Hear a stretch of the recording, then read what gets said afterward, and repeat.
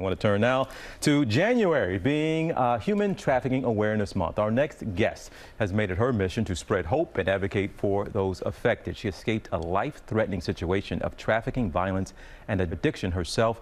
As the victim of ongoing abuse, she's beaten the odds and is now dedicating herself to helping other survivors move forward in their lives. That's right. And joining us now to share her powerful story of redemption is founder of the Sanctuary Project, Holly Christine Hayes. Holly, thank you so much for being with us.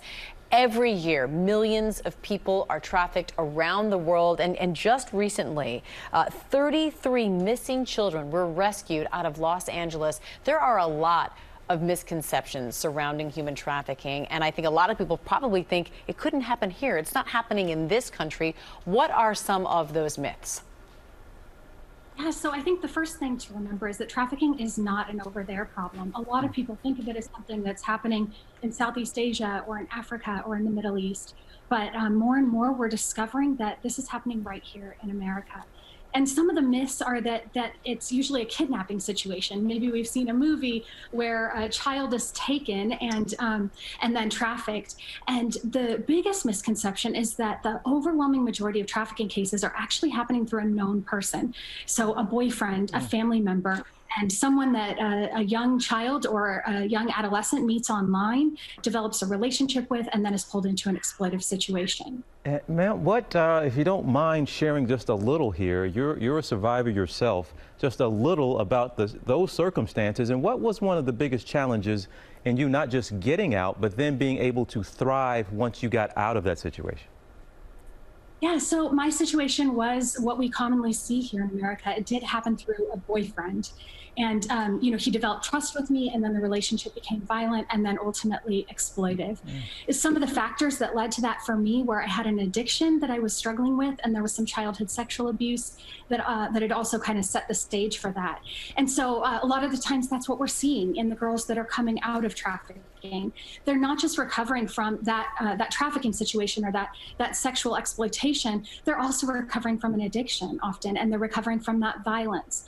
They're recovering from often a life of trauma coming out of the foster care system. And so we want to make sure that we're coming alongside these women and offering them opportunities to get education and to develop new skills. I had dropped out of high school. I hadn't finished my college degree. And so a lot of what I needed to rebuild was getting that resume built up, getting that education completed, and then finding meaningful and dignified employment.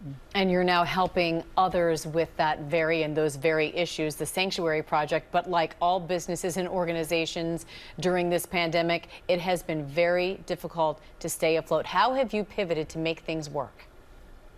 Yeah, like so many small businesses, a lot of what we did was focused very locally. So we were supported primarily through local fundraisers as a nonprofit or through pop-up shops selling our jewelry line. And so we've had to really pivot and share our mission more nationally. And it's been really incredible to see how the whole nation has welcomed us and has accepted us. Our line just got picked up by Target.com, which is really exciting. So that's offering so many more employment opportunities for women now coming out of trafficking, violence, and addiction. Well, Holly, thank you for sharing your story. Being willing to be so open and share is going to help a lot of folks, but you've been at this work for quite some time now, so congratulations on what you're doing, and God bless you moving forward, all right?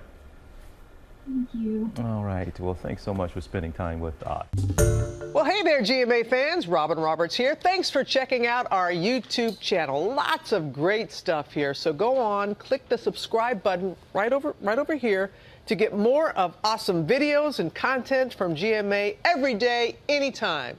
We thank you for watching, and we'll see you in the morning on GMA.